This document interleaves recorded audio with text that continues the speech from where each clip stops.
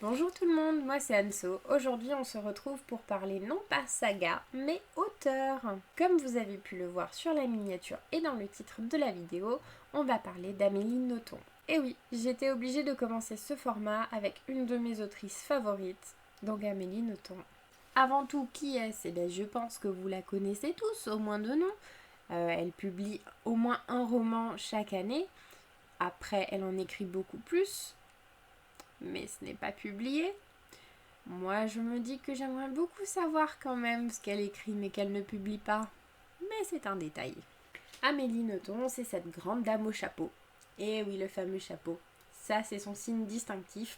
Je vous mets au cas où une petite photo par là. Alors, comment est-elle devenue mon autrice favorite? Oui, c'est la number one. Désolée pour tous les autres. C'est Amélie, c'est tout. Je l'ai découverte avec Acide sulfurique, publié aux éditions Le Livre de Poche. Et d'ailleurs, regardez-moi cette couverture. Alors évidemment, avec les reflets, c'est un peu moins top, mais bon. Honnêtement, ce qui m'avait fait craquer, c'est justement la couverture. J'en avais un peu entendu parler de l'autrice, pas du roman, parce que clairement, les résumés du livre de poche, c'est ça. Voilà, vous arrivez à voir, c'est une phrase tirée du livre. Sauf que ça veut tout et rien dire en même temps. Ouais. Ici, je vais quand même vous la dire, c'est vint le moment où la souffrance des autres ne leur suffit plus. Il leur en fallut le spectacle. Oui, ça donne déjà une idée un peu de quoi ça va s'agir, hein, de quoi ça va parler. Mais après, c'est pas très détaillé non plus. Donc cette lecture, c'était mon premier Nothomb et à ce jour, ça reste mon préféré de tous. Je crois que j'ai extrêmement bien fait de commencer par celui-ci parce que jusque-là, mon cœur penche pour Acide sulfurique. Je n'ai malheureusement pas trouvé un autre livre qui lui arrivait, ne serait-ce qu'à la cheville. Pourtant, l'autrice fait de grandes choses, j'adore ce qu'elle fait. Rares sont ceux que je n'aime pas, mais Acide sulfurique restera toujours le premier. Je ne vais dans cette vidéo vous montrer que ceux que j'ai lus. Pourquoi? Je les possède à peu près tous. Malgré cela, ils sont dans ma pile de poche.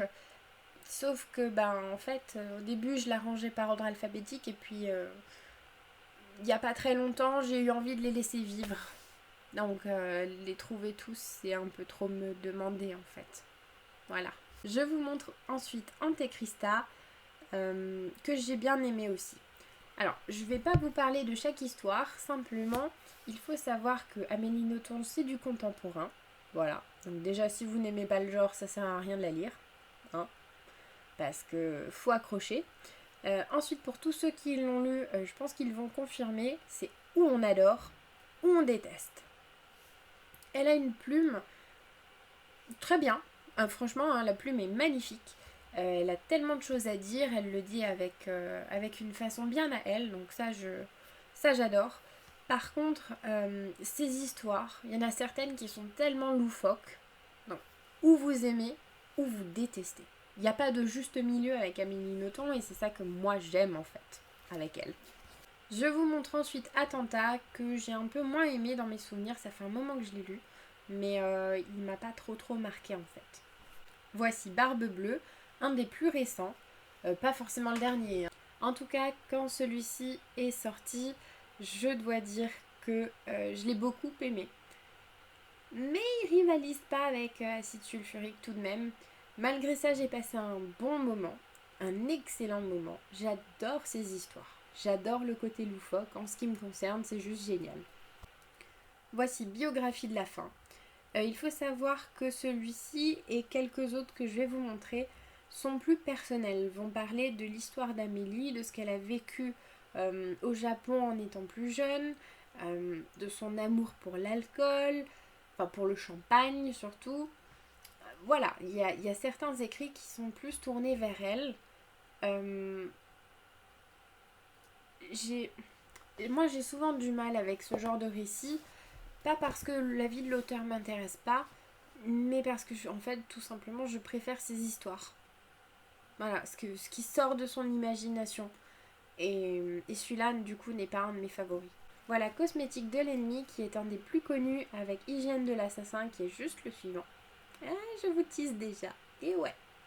Non, en vérité, si vous connaissez Nothomb, vous connaissez tous ses livres, hein, il n'y a pas photo. Voilà, ça fait un moment qu'il est sorti celui-là, et c'est un des premiers qu'elle a publié et qu'il a vraiment fait connaître en fait, tout simplement. Voici donc le fameux Hygiène de l'assassin. Je vous montre aussi l'épaisseur des livres, à chaque fois ils sont très très courts. Il n'y en a pas un qui fait plus de 250 pages, hein. Et encore 250, je vois large, là je suis gentille, parce qu'au final on arrive à 222. Et je crois que c'est un des plus épais. Voilà.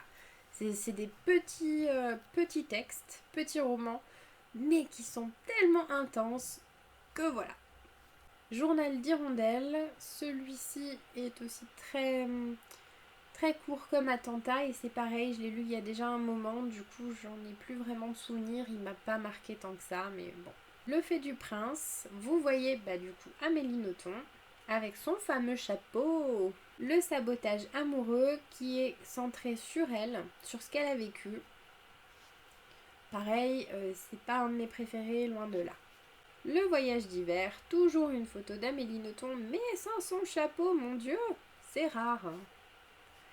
Les catilinaires, les combustibles, celui-ci aussi très court. Hop, vous verrez mieux si je mets un peu par là. Ni d'Ève ni d'Adam qui retrace son histoire au Japon. Petroni qui parle de champagne, entre autres. Et Stupeur et Tremblement, pareil, qui parle de son histoire au Japon. Alors j'en ai lu d'autres, simplement il y en a que je n'ai pas en ma possession, qu'on m'avait en fait prêté et que je n'ai pas encore pris le temps d'acheter. Je sais, c'est très très mal, mais bon, tout vient à point, à qui c'est attendre, hein. J'ai aussi les plus récents publiés aux éditions Albin Michel comme Frappe-toi le cœur, que j'ai beaucoup aimé. Le crime du comte Neuville, celui-ci était une grande surprise, un peu comme Barbe Bleue. En fait, il fait partie de mon top 3. Voilà, top 3, acide sulfurique, le crime du comte Neuville et Barbe Bleue. Je ne sais pas du tout dans quel ordre, si ce n'est que acide sulfurique reste le premier. On trouve aussi le petit dernier, les prénoms épicènes. Non, pas le petit dernier, c'est l'avant-dernier. J'ai pas encore celui de cette année. Et Riquet à la houppe. Voilà, au niveau des plus grands formats chez Albin Michel, ça c'est les petits derniers. On sent que je ne pouvais plus attendre que le poche sorte. Il me le fallait au moment de la rentrée littéraire. Voilà. Donc j'en ai encore quelques-uns à lire. Je ne les vois pas sous les yeux là, comme ça je les ai pas. Je savoure clairement. Je prends mon temps. Je m'en lis un de temps en temps. 1 ou 2 par année, pas plus. Pourquoi ? Parce que j'ai peur en fait de plus avoir à lire d'Amélie Nothomb. Alors oui, elle en sort un tous les ans, mais ça suffit pas. Voilà, ça suffit pas. Du coup, je ne sais pas si vous avez déjà lu Amélie Nothomb, si vous l'aimez, si vous n'aimez pas, n'hésitez pas à me dire ce que vous en pensez. Je vous ai un peu parlé de l'autrice, un peu de ce qu'elle faisait. Je suis restée quand même assez vague. Pourquoi ? Parce qu'il est très difficile de vous parler de chaque roman d'Amélie Nothomb. Il y en a certains qui ont de belles surprises.